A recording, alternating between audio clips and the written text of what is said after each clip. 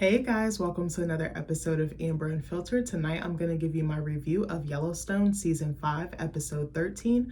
But before I do that, don't forget to like, comment, and subscribe. Also, if you want to cash at me at AmberUnfilteredShow, that'd be greatly appreciated. So let's get into it. Per usual, I have my handy dandy tablet. This episode was really good. I'm excited to do this review for you guys as well. Come to find out, your girl kind of likes live tweeting. I think it's good for somebody who loves TV as much as I do. I mean, I love TV and movies. I've told you guys this before. My dad was actually the one who made me a movie buff. We would go to all the new, releases, like opening night. It was just kind of our way to bond. He loved movies and he kind of passed that love on down to me and my brother. So that's something I actually hope to pass down from him and give to my kids as well, because I do feel like movies are very powerful and they're amazing mediums, and so much work and love go into making these. I feel like TV is the same deal. But anyway, this episode was so heavy. I was like, bitch, what is going on? I'm in my feels.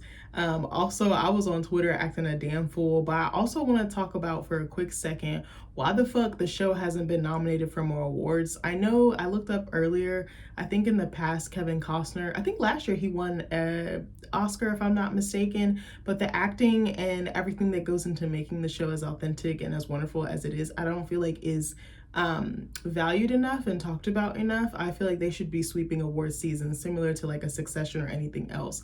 I'm like, do shows from Paramount like historically win awards? Is it that? Did Taylor Sheridan piss somebody off in the industry? I'm like, I don't even want to blame him. Did somebody do something that's made them just discount the show? I think I read earlier that the reason why they weren't nominated or something or weren't considered was because the airtime wasn't long enough. And I was like, the fuck, most shows are an hour long. Like, what the fuck do you mean? But anyway, I also have a gripe as to why, again, Kelly Riley is not winning an Oscar, an Emmy. She's not even being nominated or considered. That is such an insult. She is an incredible actress. She carries this show on her back. Shout out to you, sis. I know you're never going to see this, but I think you are an asset to the show. You were literally the backbone of the show. I know Kevin Costner, was a key part of this show being successful. All of the actors, I'm not just gonna say him. The gentleman who plays Rip is incredible as well. Cole Hauser, I've seen him in so many other films. He's a heavyweight, he's a veteran, like he's been doing his thing for a long time. Again, Kelsey Asbill, Luke Grimes, Benton, oh my God, what is his last name? Is it Wes Benton? I believe they've all have really great chemistry. Oh my God, I'm drawing a blank on the two indigenous men. Is it Chief Rainwater or Stillwater and Mo? Those men are incredible actors as well. I'm like, I need Kelly Riley to like sweep award season. Like, I considered watching the Oscars or the Emmys for this specific reason. Also, I want to add too, I think that I might, in a way to like honor the season finale and the series finale of Yellowstone for next week's episode, which it is the season finale. I think I want to go live, which I'm like fucking intimidated about, but I think I want to go live the following day after it premieres. So not that Sunday, but next Monday, which I believe is at the 16th. I want to say, hold on, let me look to make sure I'm not putting my foot in my mouth. Give me one sec. I'm gonna look at the calendar. Okay, hold on. Yeah, Monday the 16th at 12 p.m. I think I'm gonna go live.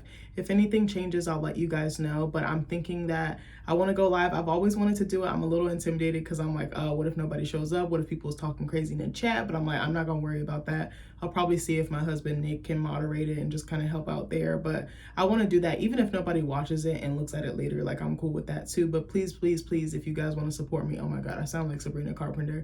That was not intentional. If you guys can please support me with that live stream, go crazy, help me out, like get my views up, get my subscribers up. Like, I really do love this show and I love reviewing it for you guys. Anyway, that's enough of my little spiel or my TED talk. Let's get into the show. So the episode starts with Carter, Rip, and the Cowboys. They're preparing for an event. Beth goes up to Carter and she's like, hey, get all the trailers, spick and span, like clean them up, make them shine. Like, I should be able to see my reflection in it. It's giving the Cinderella treatment. But anyway, Rip is like, how am I supposed to run a ranch if you're going to sell everything we own? And she's like, what are you doing with all those horses in Texas that Travis is supposed to be helping them sell? And he's like, we're going to sell the cream of the crop down there, and then we'll bring the rest up to Montana and try to get them sold up here. And Beth is like, well, I'm gonna go to Texas, I'm gonna try to link up with Travis. And he's like, I don't want you to go there because I don't trust you or no, I'm sorry. Rip is like, I don't want you to go. And she's like, you trust him to sell your horses, but not to be around your wife. And I was like, fair point. Beth is so fucking smart, I swear. And she was like, I don't trust him as far as I can throw him, which is so fascinating. So I'm like, why the fuck you gonna go there and put yourself, you know, in a precarious situation? But Beth ain't no punk. Like, mama ain't raised no fool. Beth is, she can roll with the best of them, I feel like. So then I don't know if it's Chief Rainwater or Stillwater. Somebody correct me in the comments. Do it nicely, because I always be messing this man's name up, because I think he also played in Twilight. Like I only remember him from that. I know he's done plenty of other work, but I think the last names were similar, so I think I tend to mix them up. But also his character isn't like, I wanted him to be more prevalent in this season.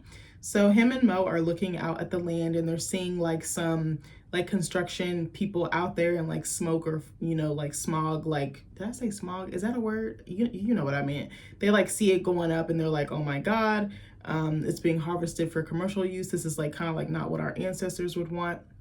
And Mo, and he's like, Rainwater or Stillwater is like, hey, you know, I'm ready to go to war behind this, or I'm ready to go, you know, take it up a notch. And he's like, if you do that, you're going to be declaring war. And he's like, well, we've always been at war, but we just stopped fighting. And again, chef's kiss with those fucking one-liners from the writers. I don't know if it's the writers, the actors, the directors. I don't know if it's improv. All those collaborative like pieces or creatives, like they are killing it with these one-liners. Like they hit so hard. Like a lot of the times I'm like writing notes about some of the lines. Like Beth's lines are like fucking crisp. They're impeccable. Crisp. God, I can't say that word. Certain words, it's like when they have like a TH or a P at the end, I'd be like, bitch, this is hard to say, like when versus, you know, like saying it in person. So, or spelling it, I should even say. So the organization that Sarah, who, remember, she got killed an episode or two ago. I think it was 2 episodes ago. This was the girl that Jamie was dealing with, even though she was trying to steal his father's land and his legacy.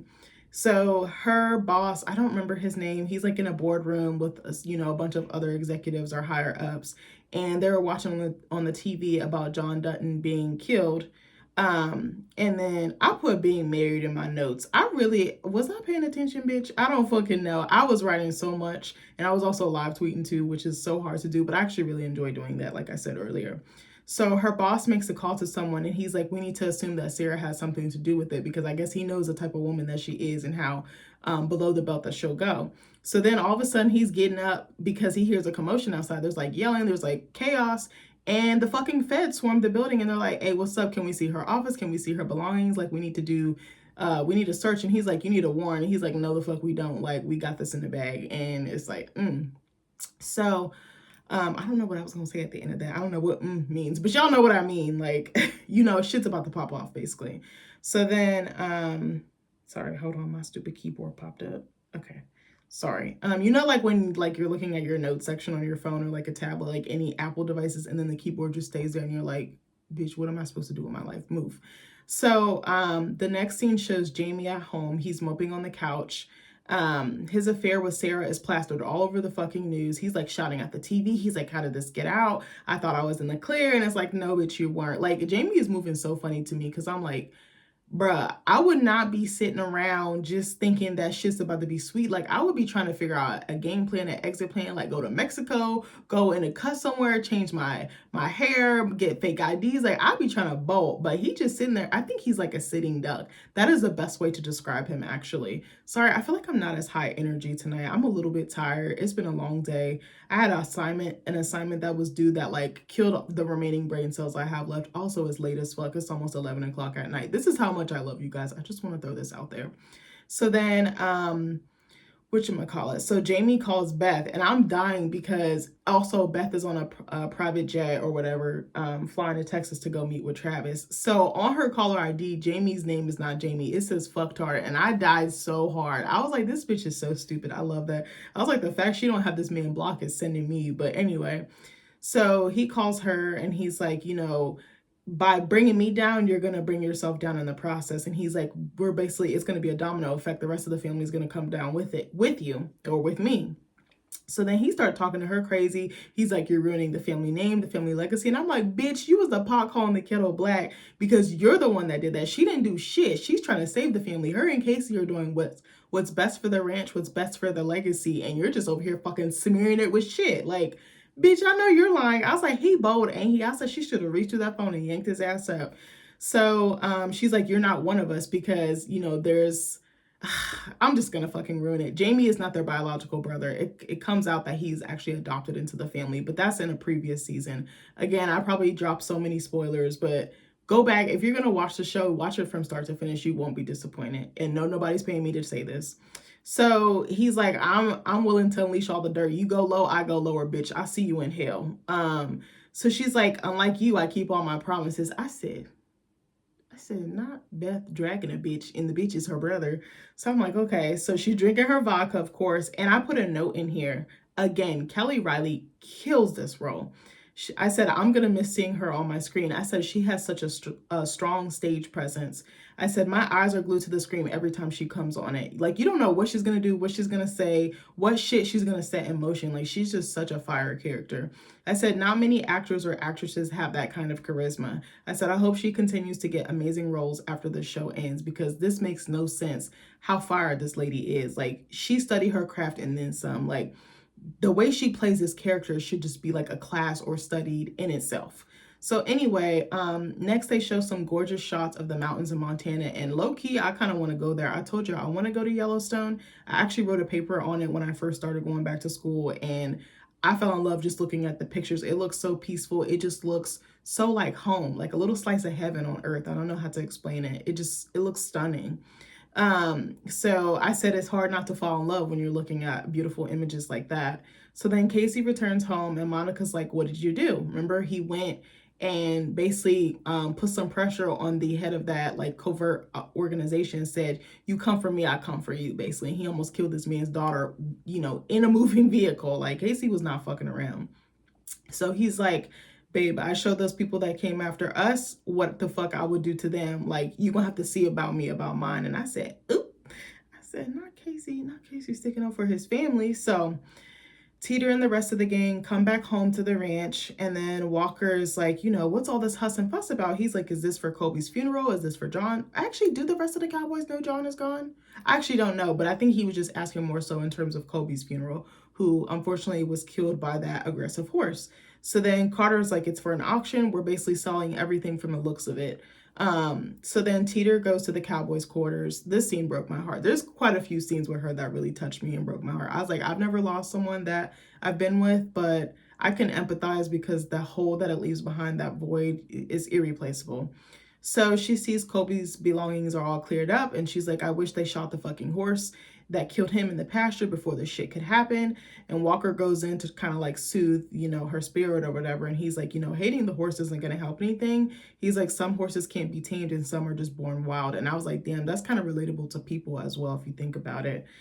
Some people just are free spirited. Some people just going to do what they're going to do. Like, they don't care regardless. I think you can be like that and kind of have a, like a time and a place for that, because I feel like I'm kind of free spirited, but then there's certain situations where I'm like, all right, I need to reel it back in. I need to kind of conform to this like structure or whatever that's put in place.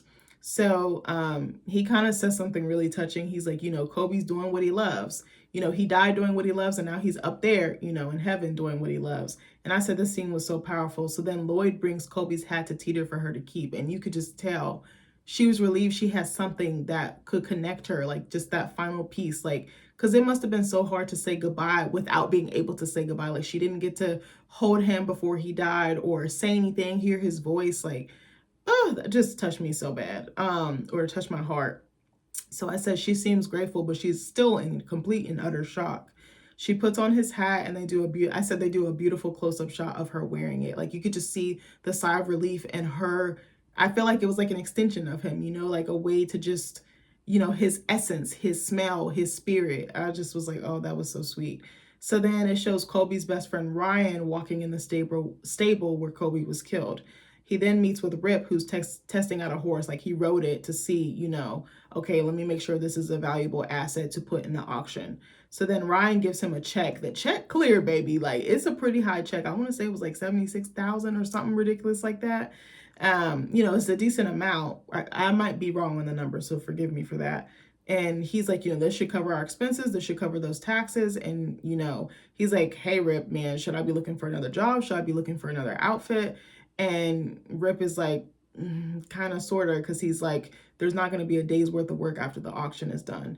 And he's like, go ahead and put Wagon Boss on your resume. And then Ryan walks off. He like puts his glasses on and he walks off with a smirk, like kind of knowing, all right, I'm going to be straight. Even if I don't land here, I'll land somewhere else with that on my resume. I should definitely get a boost and be able to get a better opportunity for myself.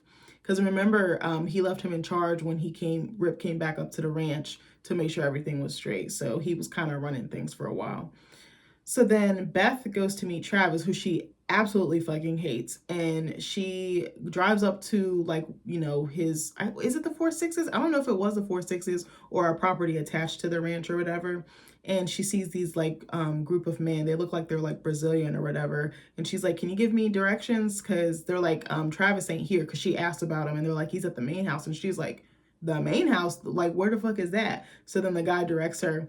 I said there was a really cute cameo, actually, too. Bella Hadid, the supermodel, was in there. I actually really like her. A lot of people shit on her. I think she's a sweet girl. She's cute. She's very vulnerable and honest about her mental health and her health issues, and just her taking a step back from the fashion industry when she was like at her peak. I thought that was very admirable. But then her boyfriend, I think his name is Aiden Banuelos. Forgive me if I'm mispronouncing that, but I know that she's actually with him in real life, and I just thought it was so cute. Oh, wait, I just said he was her boyfriend. I'm sorry, I'm off my game tonight. So, what was I finna say? So they had them in there, and I was like, oh, that's actually very fitting because she does live a cowboy lifestyle. Like, she rides horses. Her boyfriend is a competitive cowboy. Well, he's a cowboy anyway, but he competes like in the rodeo sector or space. She's moved to Texas. She's living like the cowgirl lifestyle. She seems so much happier because she's doing what she wants and not what someone is forcing her to do. Before she actually took off as a model, I want to say she was in competitive horse racing, and I think she suffered an injury, like maybe a hernia or something to that effect, and then she couldn't ride anymore. Maybe a different injury, I'm not too sure. But yeah, I was pleasantly surprised to see her. I was surprised they didn't advertise it, but I was like, she probably wanted to get the merit, you know, when it actually premiered. I don't know if she like tweeted or did any social media like posts, you know, about it before the episode premiere, but I was like, oh, that's kind of adorable. So then Beth goes into the main house. Bella answers the door, excuse me. So she answers the door and she's like, is Travis here? She's like, yeah, come on in. And he's in the back with his like workers or whatever playing fucking strip poker, and like half the girls are naked. I was dead. So then Beth interrupts them and she's like, you know, Travis, when you're done violating every workplace harassment law, you know, come holler at me. So then she's like, there's a bunch of fat Brazilians in tracksuits waiting for you in the parking lot. He's like, oh shit. He flips his phone over and sees like almost 30 missed calls from his Connect. He's like, we got to get going. So then all the guys start, you know, rallying up to go meet with the Brazilians to start, you know, the sales or whatever, because he's supposed to be selling the Dutton Ranch's horses. So her and Bella's character, I don't know if they said her name or anything. I'm just going to call her Bella because I don't remember her name in the show. She's like, you seem like a moderately intelligent woman. Why are you working for a horse trainer? And she said, girl, I don't work for him. He's my boyfriend. That's my guy. And she's like, never mind, I take that back. And I was hollering. I said, Beth is so shady, and I love that for her. We stand a queen who speaks her mind. So anyway, the next scene shows him in the arena, and he's showing off horses for the buyers.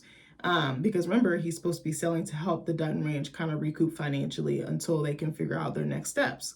So Beth and his girlfriend, you know, played by Bella Hadid, are there. And she's like, why do you date him? He's like so misogynistic. He's cocky. He's like 25 years older than you. Like, this man could be your grandpa, basically, or like your dad. And she's like, have you ever seen him ride? And then they show this really gorgeous scene of him riding.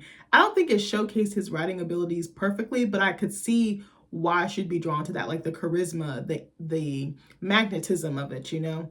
So Beth is like, all right, fine, I kind of get the appeal. So then it's interesting. I don't know. I don't think they were actually his maintenance crew, but the cowboys that were working for him or, you know, playing the strip poker, they're on one side, the fat Brazilians and the tracksuits are on another. And he's bartering with just the Brazilians. And then he's like raising the price. Like first he's like 2.2 million, then he's like 2.3. He like goes down the line of each Brazilian and just starts raising the price.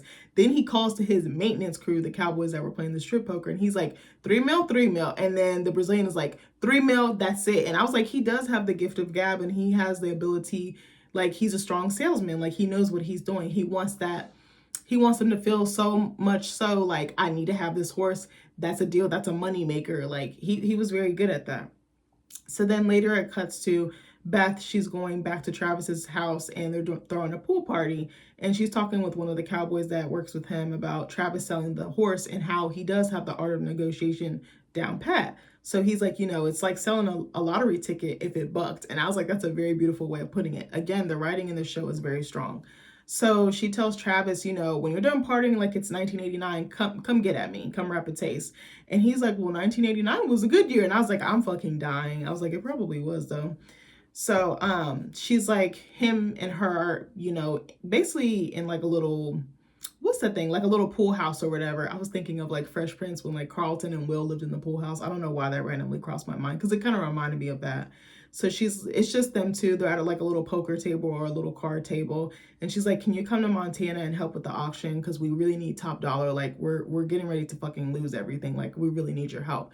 And to see Beth ask for help was so fascinating, because she's not the type to do that. She's always been able to figure it out, always been able to think quick on her feet, find loopholes, find ways to finagle and finesse. Like she's a very strong, smart woman. Like I was just like, I admire her. So then, what was I gonna say? She's like, I don't have anybody that can do what you do. Like I don't have anybody. I don't know anybody. Like you're all I have left. Like please help us out. And he's like, there's no commission involved at auctions. So basically it's a lost cause for him, especially financially. And she's like, well, our ranch is in trouble. Like we need help with the auction, but like there's no commission. Like we need every dollar, every penny. And he's like, okay, we're going to play cards for it. And he's like, they had to play strip poker, which is so fascinating. I'm just like, oh shit. And he's like, what's under the dress? So I know how much to bet for. And I was dying, because I was like, Beth was ready to risk it all. Like I don't think she would ever cheat on Rip like that. But I'm just saying, like, she was about to have it all bared out. And I was just like, can you blame her? Like she was finna be a butterball turkey. And I was just like, she got to do what she got to do to save that ranch. Like you can tell her heart is in it, and she's so committed to keeping it, to preserving it, and being able to pass it on to somebody. It could be Carter's one day. It could be Tate's. I feel like it'll probably mostly be Tate's, unless Monica and Casey had other kids, but unfortunately they don't. I know that they did unfortunately lose a child as well, which was sad. So Beth is like, do boots count? And she starts by taking off her boots. And then she's like, well, you didn't bet on anything. And he's like, I did. I just didn't take anything off. He's like, I bet the commission, which was very honorable in like the cowboy world. I feel like to give up that extra money because you want to help a fellow cowboy or cowgirl out. And she's like, all right, I'm all in too, bet. And so she plays a queen over nines, and then they're kind of going back and forth with their moves, and he's kind of eating her up in this game. I'm not going to hold you. So she's like, Rip will fuck you up. Like he'll kill you with his bare hands if he catches me like full on butterball ass naked. And it's funny, so she's kind of like losing a little bit, and she starts to take off her dress, like, and he's like, no, just save it for your husband. Like he's like, I'll be in Montana first thing tomorrow. And she's like, bitch, what? Like you had me doing all this, and it seemed like he was already on board. I wonder if he was trying to test her commitment, or to see how far she was willing to go. Like again, I don't think she was going to sleep with him, but I think she would have been there, with her breasts just completely bare, it all hanging out. Like all the fruits from the Garden of Eden would have been hanging out. So I'm just like, okay.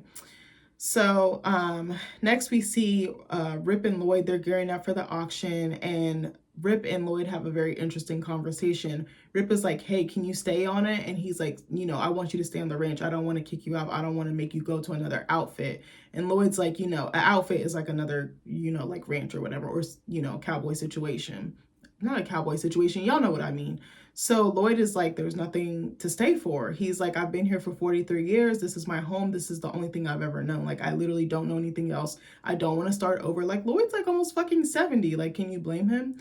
So Rip is like, no, stay. Like, I know how much this place means to you. It means so much to me too. Like, I can't let it go, and I can't let you go. Like, you belong here.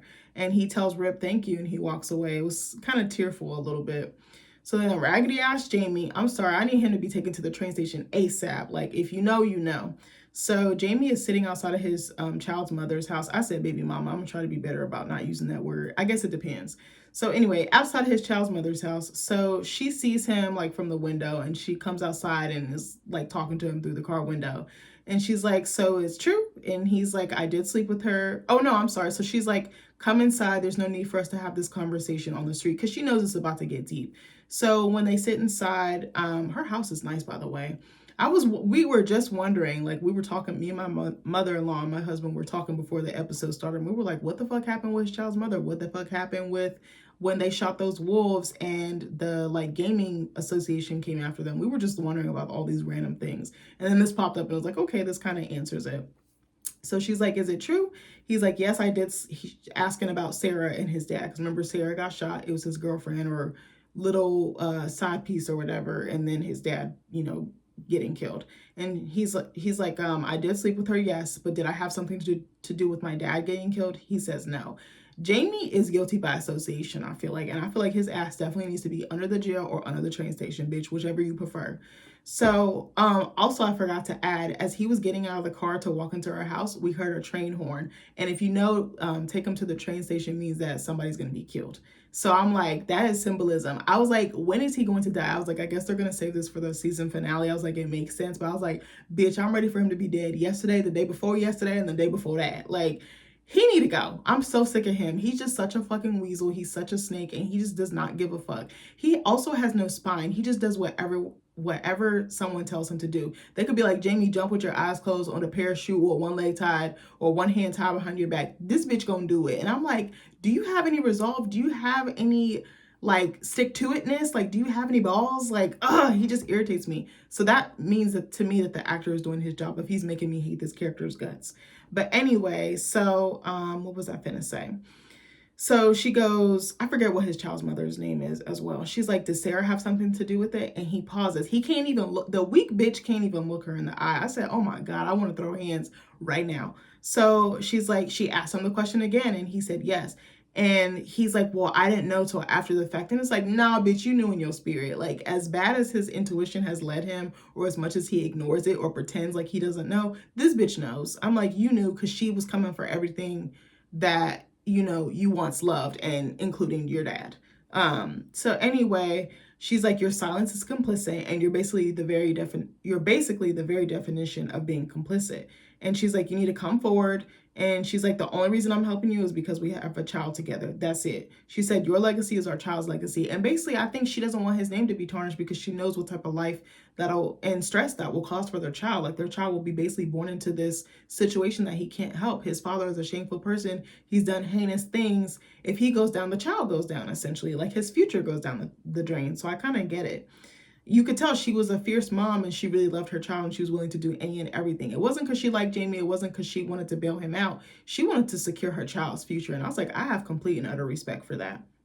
So she's like, she's like, launch an investigation into both of their deaths, your dad's and Sarah's. And she's like, vehemently strongly deny any involvement with Sarah. Say the affair was not real. It wasn't genuine. It was just made up. I didn't deal with her in that capacity. And she's like, lean into your father's love of Montana and the people that live here. What was I going to say? So, and then his child's mother is like, hey, you need to put all the blame on Sarah. Blame everything on her. Don't take any accountability. And I was just like, that's genius, because she's dead, so she can't defend herself. So it kind of makes sense. And it can kind of tie up any loose ends for him. So then we see Beth arrive back at the ranch in Montana after she comes from Texas, and she goes into the main house. She makes herself a drink. That main house is gorgeous, where they all, where John and all of them live. Like, I was like, I wish I could visit that house. I actually looked. You can visit, and I think you can stay in some of the cabins or whatever, but it's so expensive, like a couple $1,000s a night. And I was like, baby, I'm poor. I can't even afford one night. Like, it's giving Disney World, but I would love to visit if, I was able to afford it, or maybe work out some brand or partnership deal, because that would be so neat. I would love to do that. I'll do like a cute little vlog or something and just like show people around. But anyway, or maybe not. Maybe they don't allow people to do that.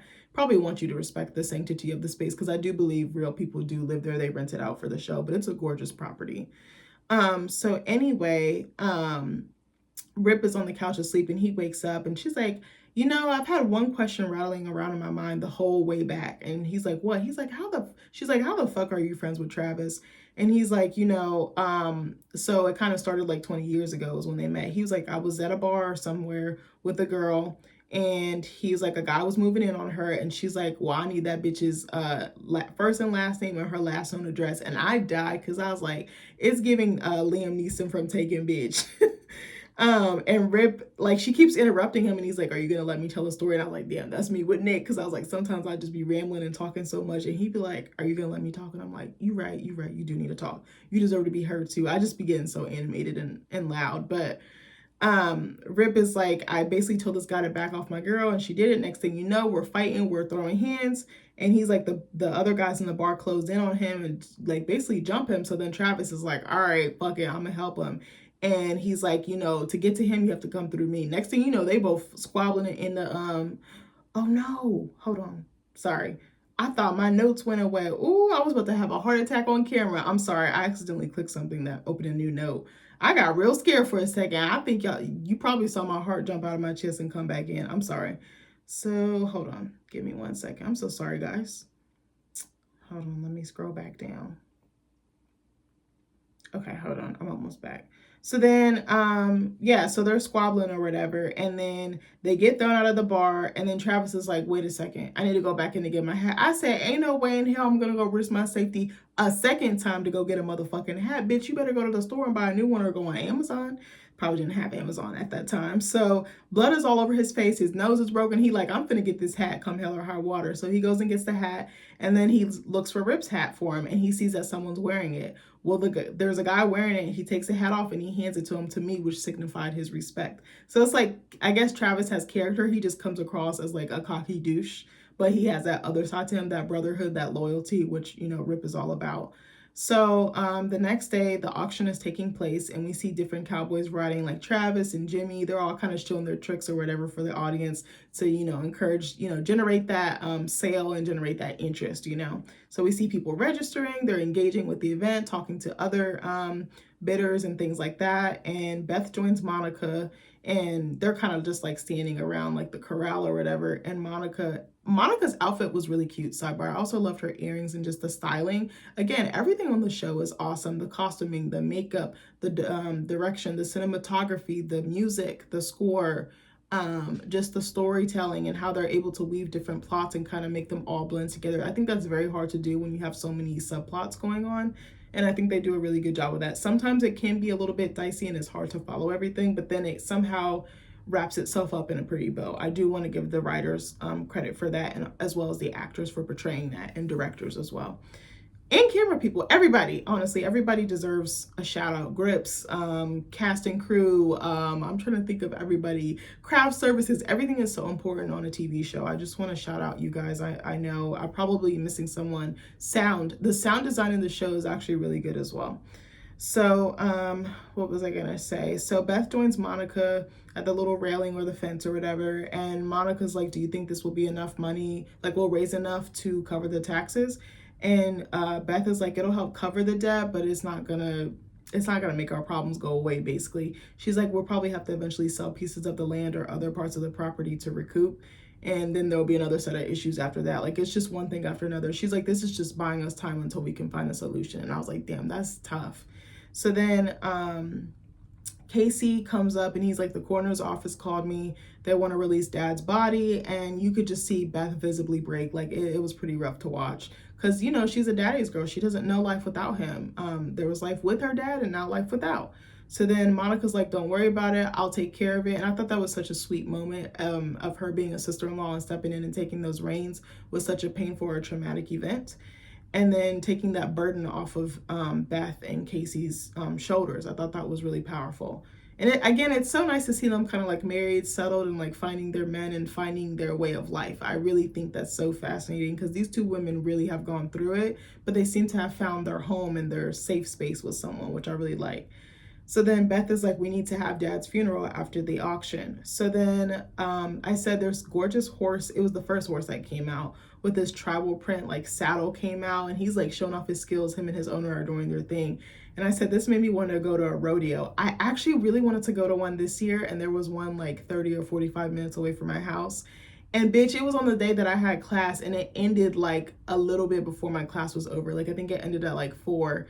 And my class ends at 5:10. I was like, even if I left early, like by the time I drove all the way there, that's like an hour and a half. I was like, it's not even worth it. I do hope to go to one next year or the year after that. That's my goal. I also want to get a pair of cowboy boots or cowgirl boots.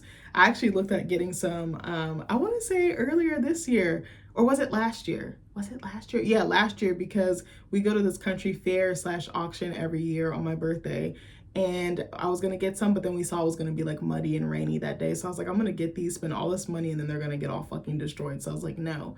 But I've always wanted to get one. I think I saw, I don't know what the name of the event is. It Nat Love? No, it's not Nat Love. It's the other gentleman. Sorry, I'm just talking to myself because I'm trying to think of the name. So there's another event that I really want to go to.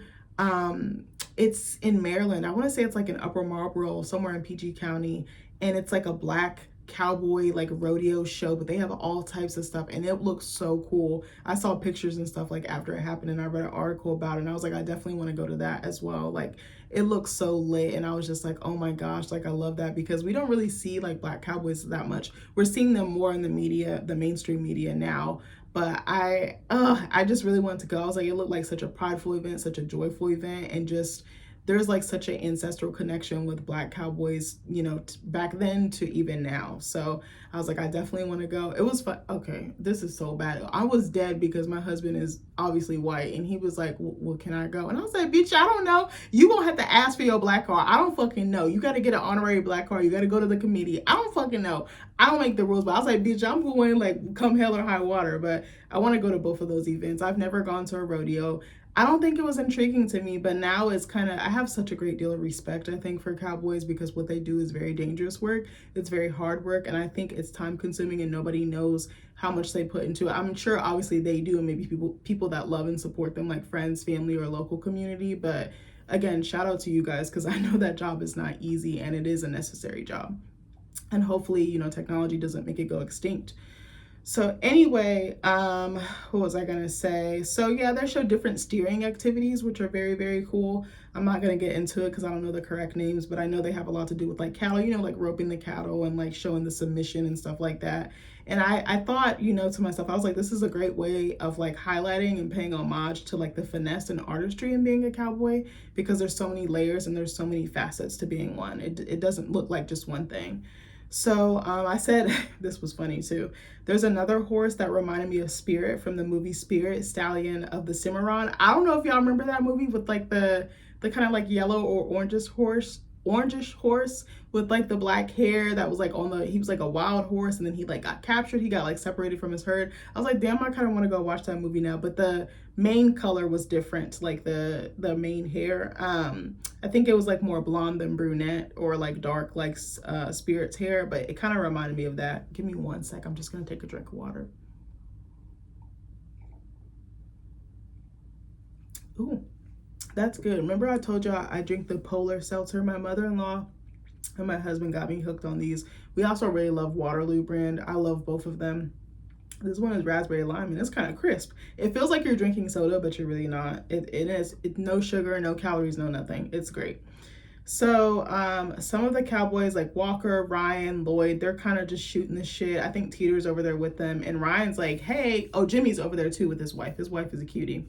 So Ryan is like, hey, are the 4-6s hiring? And he's like, they only hired married men. And they're like, why? They're like, so you guys don't give the vet techs a hard time and try to pursue them and stir up drama and stuff. And I was like, that's kind of interesting. But I was like, just because all the men are married does not mean they're being faithful. But anyway, I wasn't trying to say that as a dig to men, because I don't think all men cheat. I don't think all men are trash or scum of the earth. But I'm just saying, just because you're married does not stop you from stepping out. You're gonna do what you're gonna do. You know what I mean? And not just him, but the woman participating as well. So anyway. Walker's girl comes up and they kiss. She was barely in the show. I was like, what the fuck? What's her name? Laramie? And ironically, is his name Ryan Bingham? He's like a country singer and an actor. And Hassie Harrison, they actually got married in real life, and they're so fucking cute. If you get a chance, look up their wedding pictures. They are very adorable, and you can tell they have that chemistry. Like, it's very potent. Like, you can't say that you don't feel it. I remember when I saw they were I first saw they were dating, I was like, oh, they're so cute. Also, I think he kind of fine as hell too. I'm sorry, he do it for me. I say he kind of sexy. But anyway, so Teeter walks away because her heart can't take it, and I just feel so bad for her. Like, she's a character that I'm genuinely concerned about. She's just going through it. I feel like she has nowhere to put her grief. And then kind of like a concert is going on as they're like all talking and just like hanging out and standing around. And I was like, this is kind of a happy event just because of the vibe of the music and the way that the event is going. But then it's like bittersweet because they can barely keep the ranch's head above water. Like, it's just bad. And then Teeter is without her person, so she doesn't know what the fuck to do. She doesn't know how to move. She doesn't know how to navigate life anymore. So then Beth goes to the bartender at the auction and she's like, keep the drinks light tonight because she's like, hungover bitters do not buy horses. Again, Beth is always 10 steps ahead. I swear to God, she thinks of everything. She is so fucking smart. It's insane. So then Linnell, I don't know if you remember, she used to deal with Beth, Casey, and Jamie's dad. But, you know, it was kind of informal. It was kind of like, you pull up in my city, I come see you, and vice versa, and we kind of help each other out. You scratch my back, I scratch your back, and some other things. So then Beth joins her at the bar and she's like, I wanted to come see you, check on you, make sure you're okay. So Beth is like, did you know my mom? And she's like, yes, very well. And I was like, that is so weird that you're sleeping with someone's like man. I know the lady is deceased, but I was like, I don't think I could do that. That would just be so fucking weird to me. Again, total violation of girl code. I just couldn't do it, but it is what it is. So then Linnell was like, I've been to more funerals on this ranch than anywhere else in the state of Montana. And I was like, yikes. So then Beth is like, do you have room for one more? I'm telling you, Beth's one-liners in her delivery, that actress, Kelly Riley, I'm going to say this to the day I die. She deserves an Oscar. She deserves an Emmy, any prestigious award for acting. She needs to get it. At least, no, I'm not even going to say at least nominated. She needs to be nominated and she needs to win. She is incredible to watch. She's like, Linnell is like, you know, I'd be honored to come. I'll make sure I'm there. And she's like, I'm going to dread it too. And Beth is like, I concur, basically. And she walks away. So then we pan over to Casey and Monica. They're just kind of hanging out on the fence or whatever. Tate is like doing some little activities with a buddy of his in the corner. I want to say it might have been Carter, but I'm not exactly sure. I feel like Carter is just, he's fallen to the wayside. I know he had the scene with Colby that like really shook the core of the ranch or whatever, but I wanted to see more from him. I'm like, well, you know, you got the kids on here. They've been on the show for a while. Like, I want to see more from them. So Casey and Monica go to dance with the rest of the crowd. And I said, I get the feeling this will be the last time that happens. I said, God damn. I was like, their life is just too perfect. When Casey's world is too perfect, usually something shakes it up and it no longer is. Like, that's always how it's been for this man. He can never have a peaceful moment, I feel like. So Casey's like, I have a plan. She's like, what is it? He's like, I can't tell you. I can't tell anyone for that matter. But he's like, it's foolproof. Like, it's going to work. I guarantee it. So then Teeter walks back to the Cowboys quarters and Beth and Rip see her walk away. Teeter is just struggling to hold it together and I can't blame her. So Beth goes to give her, you know, a shoulder to cry on, like a listening ear. And she walks in, Teeter's like in the bed curled up. Like, this girl looked like she'd rather die her damn self. And I was like, damn. So she tells Teeter, she's like, do you know what I do when I've had a bad day and it gets any worse? And she's like, no. She's like, Beth is like, I go to a bar filled with transplants and tourists. And she's like, when they try to hit on me, she's like, I slice them from pecker to sternum, metaphorically. I'm like, oh my God. Again, the one-liners are so clever. I'm sure it's the writing, but I feel like Kelly Riley is probably doing a great deal of improv and she's so in character. She knows what this character is inside and out and how she will act and how she will do things. I feel like it's probably like a second skin for her. I just get that feeling. I could be totally wrong. Probably need to watch some of her interviews to figure that out. So Beth is like, do you want to get drunk with me and fuck with some out-of-town people? And she's like, bet, let's go. So Teeter's like, let me get my hat. You know, Kobe's hat, I think is what she was wearing. I actually didn't see that now that I'm thinking about it. So they're at a bar. It's a gorgeous little bar. And, you know, all the out-of-towners are there. And it was funny. I think Teeter asked her, she's like, where are they from? And she's like, New York, Los Angeles. And like, she's like all the cities that failed, basically saying Montana is like the one that stayed intact, the one that had it all together. But it seems like they're not. Like, Montana's struggling in this, you know, fictional universe. So Beth takes off her sweater. She's like poking her chest out. She's like buffing up her boobs. She's like using the like evaporation from the glass to like make herself, you know, presentable, you know, desirable is a better word. So then this guy is like checking them out. And what pisses me off is no one's checking out Teeter. I'm like, Teeter's not an ugly girl. Like, her and Beth, I was like, is it because Beth is blonde? I think Teeter's not blonde. She has pink hair. But I was like, Teeter a baddie too. The fuck you mean? Not that either one was better looking than the other. They're both gorgeous in their own way. So then this guy comes over. He asked the bartender to give them drinks. Beth reads this man for filth. She ate this motherfucker for breakfast, lunch, and dinner, and I was dying because I said he deserved it. She was like, you're too handsome for Yale. She like guesses the college he went to. She's like, you look like you have the 2 kids going on. She's like, you just have a look at air about you. Then she's like, well, you wouldn't work at Vanguard, which is like a retirement place, or Morgan Stanley, which I believe is, no, Morgan Stanley is not retirement. Is it financial? I want to say it's financial planning or whatever. Like investment and stuff like that. like financially. So she's like, your wife got tired of you banging all the interns and she divorced you and you decided that you're not going to do this shit again. I said, God, like any drag you can think of, she said it. I said, God damn. So then she tells Teeter, the next guy is your turn, and Teeter just immediately eats him up. But it was just like, she didn't do it in that subtle, like, pounce way. Like, Beth is like sly, like she's like a fox. She pads in and then boom, she jumps for that kill. She jumps on that prey. I'm just like, oh my gosh. So then Beth is like, or no, I'm sorry, let me back up. I think Teeter is like, there's a hole in my heart. Or yeah, Teeter says there's a hole in my heart, and then Beth is like, there's one in mine too, and I'm like, oh yeah, because of John. And Teeter is like, how do we fix it? She's like, how do I fix mine? And Beth is like, when I know, you're gonna be the first person I call, the first person I tell. So the next day, oh, this was so sad. The way that the scene was shot and like acted and directed, I was like, oh my God. Like, I actually felt like it was so real. Again, great storytelling makes you feel like you're immersed in that world. And I definitely felt like that with this episode. It was just, you fell for the characters. They're just fucking going through it. I feel like they're like the Avengers that got their ass handed to them by Thanos in like Infinity Wars. Like, I'm telling you, that's the vibe it was giving, but worse. So they have a dual funeral for Kobe and John. The people from the auction are there paying their respects and everything, and other people that they know in their industry.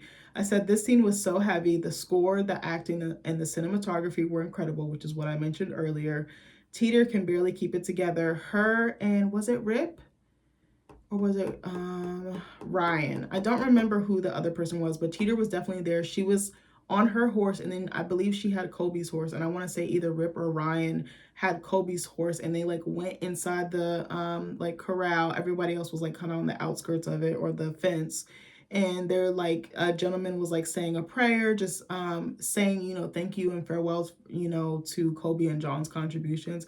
It was really touching. The score just like did something to me. I feel like scores are such an underrated part of TV and film. I know some people really do appreciate them, but the effort that goes into it, a score can really make you feel all the feels, like strings, piano, certain like sounds can really resonate with you. Like, I know it's not the same thing and it's a totally different universe or piece of art, but I actually started watching Subservience with Megan Fox, and it's actually a very good movie. You need to go check that out. I plan to possibly do a review on that because I was like, I actually really like this. I haven't finished it yet, but the score, like the sound, both of like the regular score and the sound effects, they just did something to me. I was like, oh my God, like the dread, the angst, they can like evoke certain emotions out of you. I don't know how to explain it, but I was like, whoever did this deserves chef's kiss. Hans Zimmer is one of the best to do it out there. There's so many others that I can't think of right now, but he's the first one that pops into my head. He's been curating soundtracks since we were probably kids, since probably before we were born.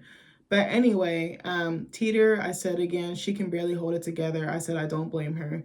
I said, I'm not sure I would have been able to keep my composure, especially in front of other people. Like, that would just be too difficult for me. I said, what was sweet was they had the horses that each cowboy rode, like an extension of them, kind of like how her getting Kobe's hat from Lloyd was like an extension or like a keepsake or a memento, something personal that she could use to kind of preserve his memory, you know? So then they get out of the corral, or this, I don't want to, is it the corral? Yeah, I can't think of the correct word. I might be saying the wrong word. They take the horses out, and then Teeter gets off the horse and she goes in the stable and she just breaks down. Like, she falls to her knees. Like, I just want to give her such a big hug. The actress did such an incredible job playing her.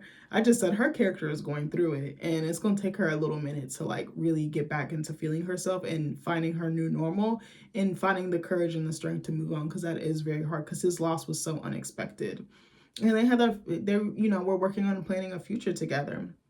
So the auction begins, because the day before was like kind of like a warm-up. The actual selling of the animals and any assets begins. Bidding wars ensues. Me and Nick have gone to, like I said, this country fair slash auction that they have every year near us, and it's very fascinating seeing like the announcers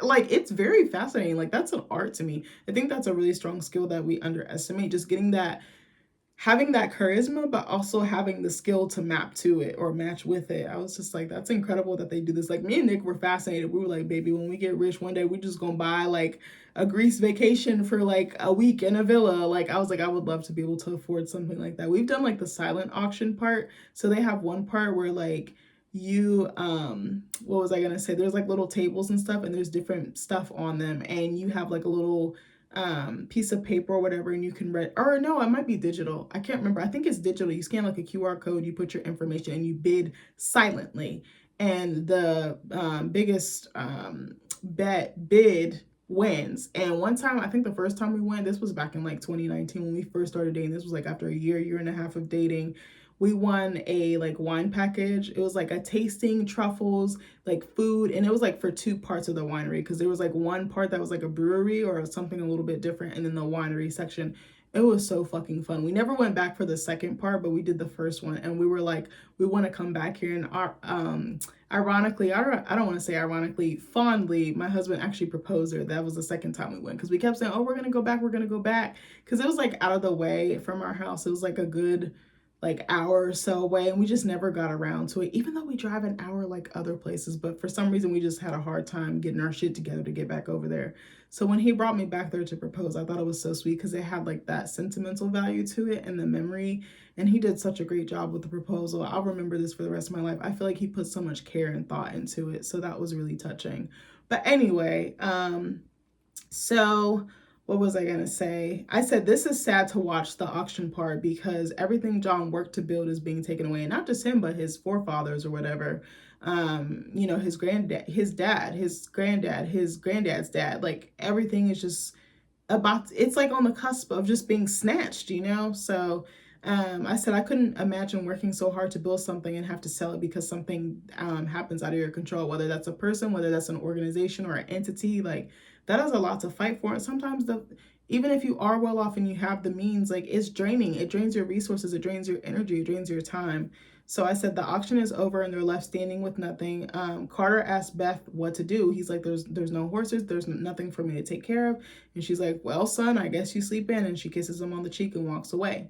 So then she walks out of the stable and runs into Casey, who's getting ready to go back home, because he technically lives on the land, but he's kind of like in the cut. Because remember I told you him and him and Tate and Monica refurbished that property that kind of got abandoned a little bit, but it was still pretty gorgeous on the inside, and the bones of the house were still pretty good.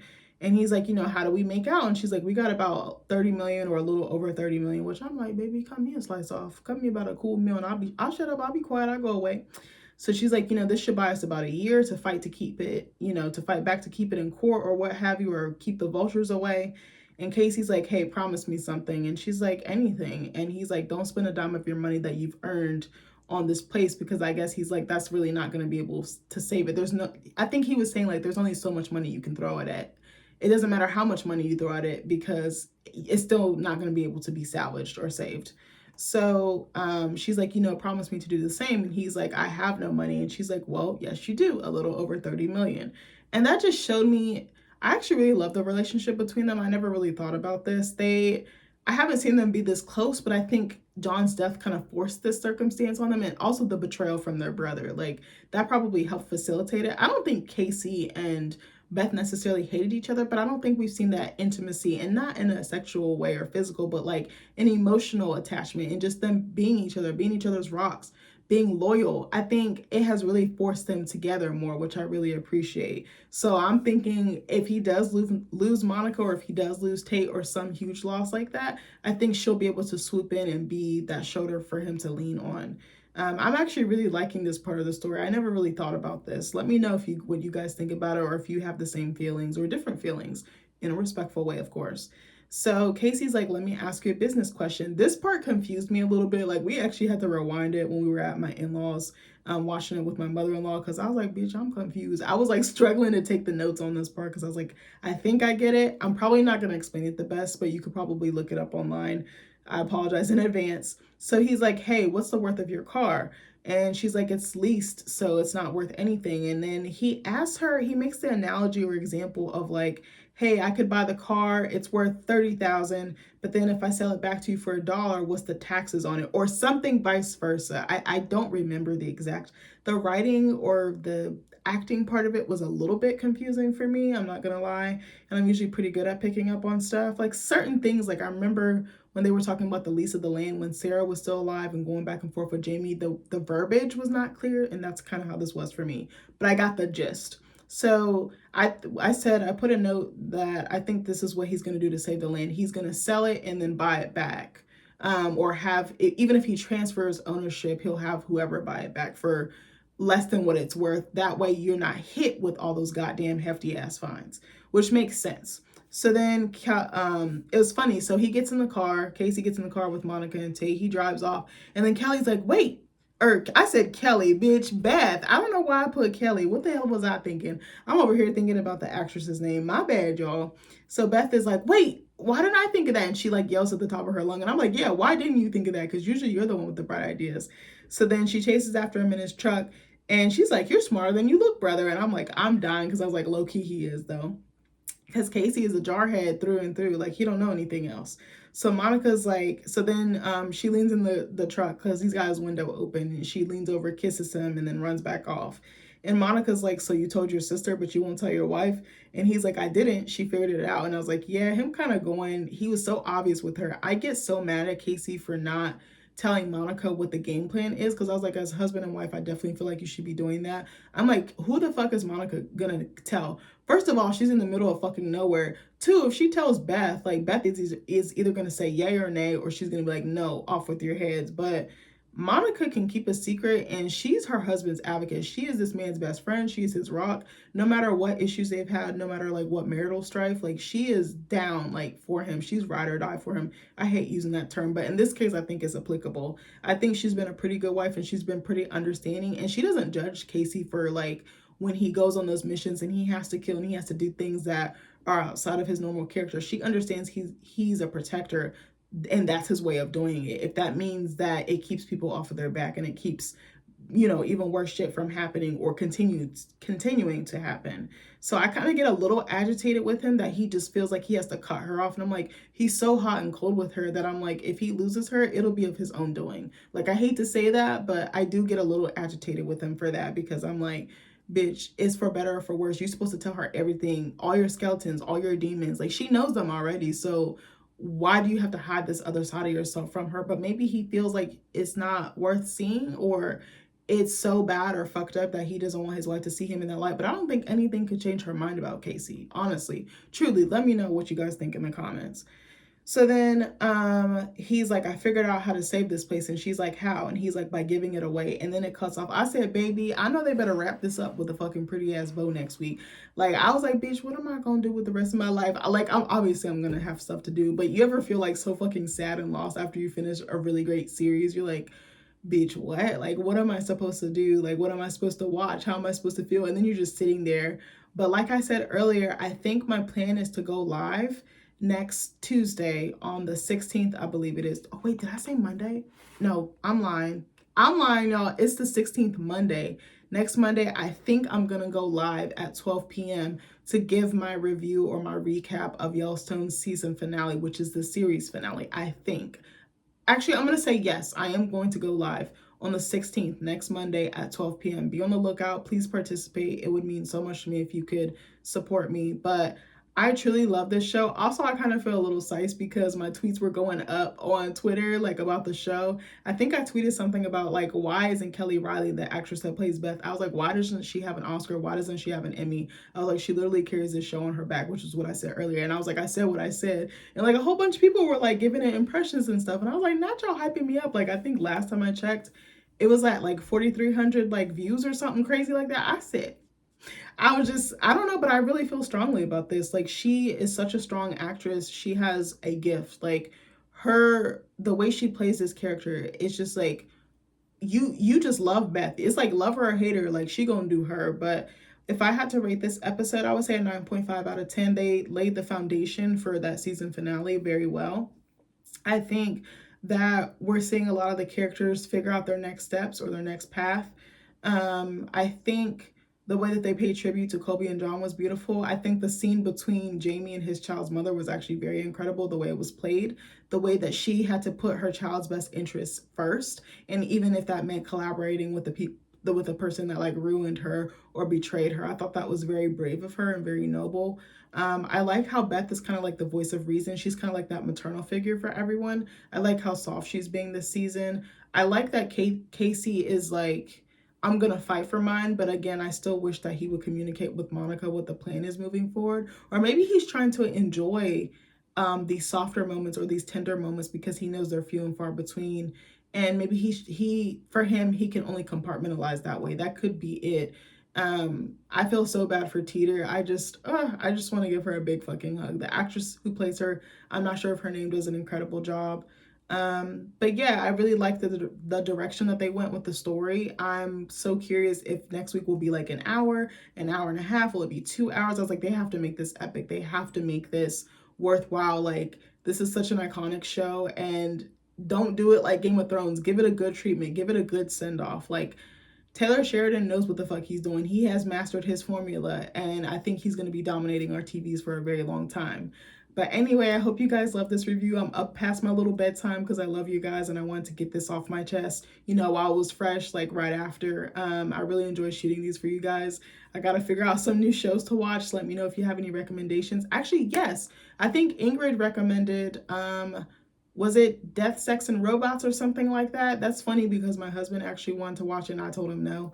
But I'm over here listening to a complete stranger. I know he gonna eat my ass up or chew my ass up when I tell him that somebody recommended it and I told his ass no. I about bit this man's head off, so sorry, babe, I love you. But I might give that a shot. Anybody else, drop in the comments, you know, any ideas that you have for me moving forward. We watched a little bit of Landman, I told you guys last week, which is another Taylor Sheridan show, but I don't know, it just kind of gave me Yellowstone all over again. I was like, I kind of am looking for something different. I want something that's a little bit outside of my wheelhouse. I'm open to anything. I'm trying to become more open-minded in TV and film. I'm so set in my certain genres, but you know, I hope you guys love this review as much as I love you, and I loved shooting it for you. Take care and have a good week. Bye.